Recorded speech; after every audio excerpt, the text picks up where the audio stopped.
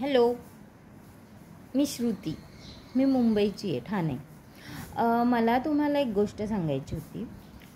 आजकाल मार्केटमध्ये क्रिस्टल ह्या गोष्टींचं खूप चाललेलं आहे. म्हणजे क्रिस्टलचं ब्रेसलेट घ्या किंवा आपण सांगतो ना की अरे ह्या खड्याची अंगठी घाला. पण हे सगळं माहिती का तुम्हाला की ते का घालतात?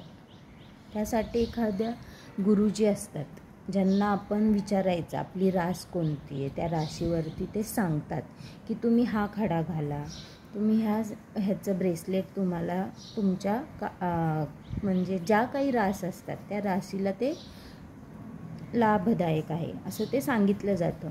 त्याचप्रमाणे आमचे जे गुरुजी आहेत, जोशी गुरुजी, त्यांना तुम्ही कॉन्टॅक्ट करू शकता. मी लास्टला त्यांचा नंबर मेन्शन करून त्यांच्याशी बोलून घ्या. व्हॉट्सअपला त्यांना मेसेज टाका. तुम्हाला जे काही प्रॉब्लेम असतील ते त्यांच्याशी शेअर करा. तुम्हाला आपण नाही बोलू शकत घरात, तर तुम्ही त्यांच्याशी कॉन्टॅक्ट करा. तुमचे काहीही प्रॉब्लेम असू द्या, नवरा बायकोचे भांडणं, वाद असतात किंवा मित्रमैत्रिणी, लव्ह मॅरेज करायचे, त्या गोष्टीबद्दल सल्ला घ्या त्यांच्याकडून. लग्न जमत नाही आहे त्याबद्दलही ते मार्गदर्शन करतील.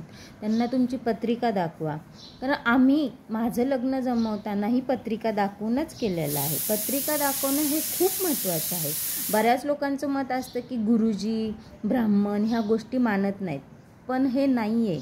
मोठे मोठे लोकही मानतात. मग आपण तर सामान्य आहे, मानल्या पाहिजेत ह्या गोष्टी. कारण हे आहे म्हणजे आपली जी रास असते त्या राशीवर तर खूप अवलंबून असतं.